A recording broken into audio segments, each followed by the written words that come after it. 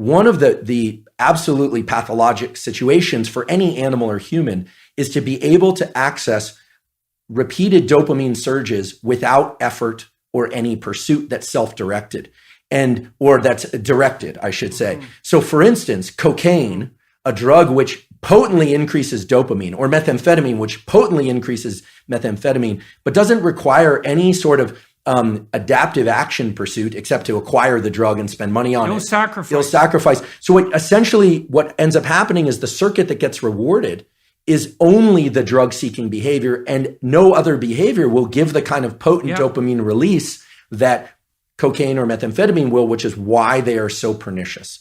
Now, likewise, right. I'm not... Well, plus they have that powerful reinforcing effect, right? So not only do you get that kick, but what's reinforced by the dopamine release is the behaviors that were right prior, particularly right prior to the ingestion. And if all that is the drug-taking behavior, that's all that develops. That's right. You build that monster inside your head. That's right. So I can see where you're going on the pornography front. Right. So I was starting to get a lot of questions. I was kind of surprised. I thought, well, I'm male and, maybe that's why they feel comfortable asking. But people were saying, we're asking about pornography, and they were asking, I realized we want to, I'll just be direct about it. They were asking whether or not masturbation was bad. They were asking whether or not masturbation with ejaculation was particularly bad. And here's my stance on this. I'm a biologist and a neuroscientist, not a psychologist. But what we know for sure is that if an individual repeatedly engages in this circuitry, let's say masturbation and pornography with increasingly potent forms of stimulation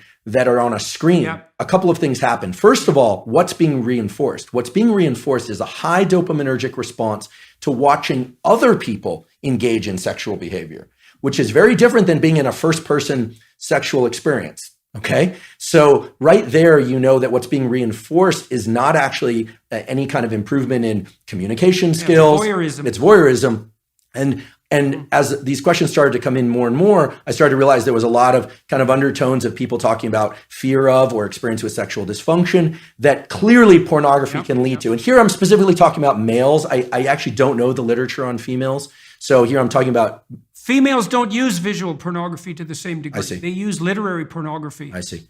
So and then you start to think about, okay, what happens in the cascade or the arc of sexual arousal and orgasm? What happens is that initially there's it's parasympathetically dominant, meaning if somebody is too stressed, they actually can't engage in sexual behavior. The arousal response doesn't occur. Erection is blunted, but the actual orgasm response and ejaculation is strongly associated with the so-called sympathetic nervous system, which has nothing to do with sympathy. It has everything to do with, it's a kind of a stress response. And then it reverses to a parasympathetic response.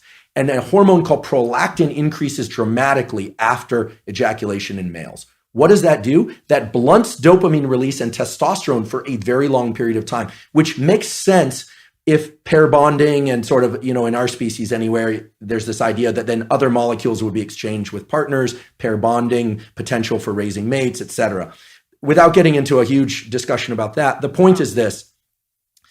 Masturbation and pornography are potently tapping into the dopamine system and can undermine the very processes of what I consider healthy processes of finding a mate, dating, communication, eventually, if it's appropriate, sexual interaction, etc. Like it's undermining pair bonding. And pair bonding. So here's a question. If you're seeking sexual release through pornography and you go through the whole cycle and you get a prolactin release, do you bond with yourself? So this is very interesting. The biology explains it as what's left there is a kind of an open loop, a kind of an emptiness, right? Because bonding with the self is a complicated notion. I mean, there's a healthy version of that, of course, loving oneself and self-referencing. And again, this is more far more your domain than mine in terms of what a healthy self-relation is. But in the absence of a real partner there, absence of real sexual partner, there's an open loop of neurochemicals, including oxytocin and prolactin. The dopamine, remember, dopamine goes up during pursuit, anticipation, then peaks and then crashes below baseline after orgasm and ejaculation. So this kind of low that people fear is putting them into an amotivated state. We can think of this, if I were to kind of expand on it, would be it's this kind of neurochemical, psychological equivalent of making your home environment filthy for a while. not actually putting you into this positive amplification of dopamine. So it depletes the dopamine system. And it's likewise in drugs of abuse and addiction, it eventually depletes the dopamine system. Initially, there's a huge dopamine surge with drugs of abuse like methamphetamine and cocaine. But over time, people are using more and more to achieve what is not such a great high. You even see this a little bit with kind of consumption of energy drinks. Like people are taking more and more chemicals within their energy drinks, and they're thinking about loud, fast music, energy drinks. It's kind of stacking of dopaminergic tools. Now, that's not as pathologic. In fact, there are some energy drinks I'll occasionally drink, and I enjoy them. I don't think we need to be entirely afraid of pursuing or engaging in things that release dopamine. Obviously, healthy sexual behavior, food that we love, social engagement, all of these things can be dopaminergic. It's the big peaks in dopamine that are not associated with any prior effort or organization of self that are particularly dangerous for the human being. Yeah, well, you could see that's a cardinal danger of affluence. Then that's right. This is why the children of right? You know that's right. You cannot get rats addicted to cocaine if they live in their natural environments. Is that right? You can only get rats addicted to cocaine if they're isolated rats in a cage. Yeah, they won't bar press for cocaine in a natural environment, and it's because they have alternative sources of dopaminergic gratification.